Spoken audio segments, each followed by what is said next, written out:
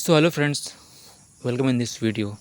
Class 10th के सामाजिक विज्ञान के इतिहास के जितने भी चैप्टर्स हैं उन सभी के जो छोटे क्वेश्चंस है या फिर बड़े क्वेश्चंस है उनको एक जगह इकट्ठा करके एक सीरीज़ बना रहा हूँ ताकि आप लोगों को समझने में आसानी हो। तो जो फर्स्ट चैप्टर है यूरोप के राष्ट्रवाद, उसमें से 3 छोटे क्वेश्चन।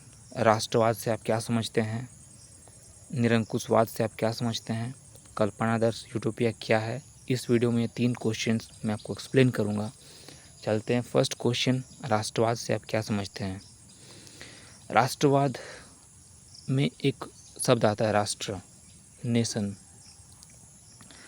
असल में जो राष्ट्रवाद एक राष्ट्रीयता की भावना को जागृत करती है, एक सामूहिक पहचान होती है जो एक लोगों के समूह, उसके इतिहास, उसकी परंपरा, भाषा, जातीयता और संस्कृति के आधार पर स्वयं को एकीकृत करती है। यानी राष्ट्र के बनने में कोई एक चीज़ की नहीं, बहुत सारे चीज़ की ज़रूरत होती है। बहुत सारे जब पैरामीटर्स आपस में मिलते हैं तो उसमें से एक राष्ट्र का निर्माण होता है।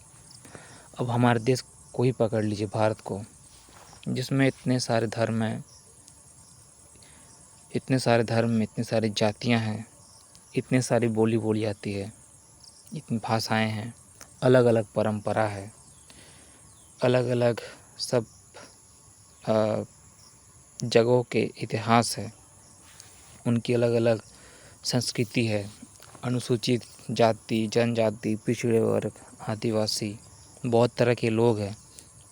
और उन लोगों के मिलने पर जो एक एकीकृत, जिनको हम लोग रिप्रेजेंट करते हैं एक चीज़ से, जैसे इंडिया से करते हैं रिप्रेजेंट, लेकिन इंडिया में इतने सारे स्टेट आते हैं, उनमें इतने सारे अलग अलग कास्ट के लोग हैं, वर्ण के लोग हैं, जाति के लोग हैं, लेकिन एक नेशन से करते हैं रिप्रेजेंट, एक राष्ट्र से करते हैं जिसे हम लोग भारत कहते हैं।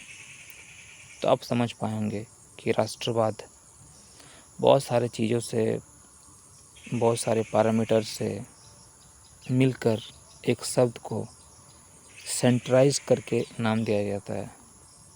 निरंकुशवाद से आप क्या समझते हैं। ऐसी शासन व्यवस्था और सरकार जिस पर किसी का कोई नियंत्रण नहीं रहता। इतिहास में राजशाही सरकारों को निरंकुश सरकार कहते हैं, जो अत्यंत केंद्रीकृत, सैन्य बल पर आधारित और दमनकारी सरकारें होती हैं।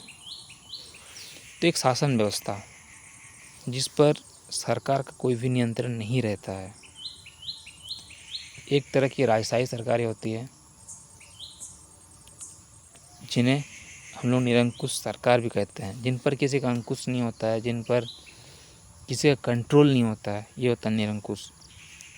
तो एक शासन व्यवस्था जिस पर किसी का कोई कंट्रोल नहीं रहता है, गवर्नमेंट का भी कंट्रोल नहीं रहता है, तो इस तरह के शासन व्यवस्था को, जो जिनका खुद का एक सैन्य बल होता है और ये खुद में ही सेंट्रलाइज होते हैं और ये दमनकारी होते हैं, किसी के बात को, किसी के भावनाओं को नहीं समझते हैं, एक ऑर्गेनाइज्ड वे में काम करती है और खुद की सेल्फ बेनिफिट को प्रमोट करती है। कल्पनादर्श यूटोपिया क्या है। एक ऐसे समाज की कल्पना करना जो इतना आदर्श है कि उसका साकार होना लगभग असंभव सा प्रतीत होता है। अब मान लीजिए हमारे ही देश में, भारत में, कि कहीं पे धर्म या जातिगत के बेस पे भेदभाव ना हो, ये हो नहीं सकता है। ओबीसी, एससी, एसटी, जनरल इतने वे में कैटेगराइज्ड है। फिर ऐसा कहीं हो नहीं सकता है कि हर इंसान देश की प्रगति के लिए काम कर रहे हैं। सरकारी दफ्तरों में, सरकारी जो भी गवर्नमेंट्स आते हैं, वे पब्लिक की जो हर डिमांड है, जो नीड्स है, उसको फुलफ़िल कर पा रहे हैं। मतलब एक ऐसे समाज जिसमें जनता भी चाहती है कि ये सब काम हो, ये काम होनी चाहिए, और सरकार भी उस सारे काम कर रही हैं। गवर्नमेंट स्कूल्स में पढ़ाई बहुत अच्छी तरीके से चल रही है, करप्शन कहीं है ही नहीं, अनएम्प्लॉयमेंट है ही नहीं, तो ऐसा समाज ये असंभव सा है। तो इसी तरह के समाज को हम लोग कल्पनादर्श, मतलब जो आइडियल, जो पॉसिबल नहीं है, एक ऐसे समाज की कल्पना करना जो इतना आदर्श है, जो इतना आइडियल है, जिसका होना ही असंभव है, उसी को हम लोग कल्पनादर्श यूटोपिया कहते हैं।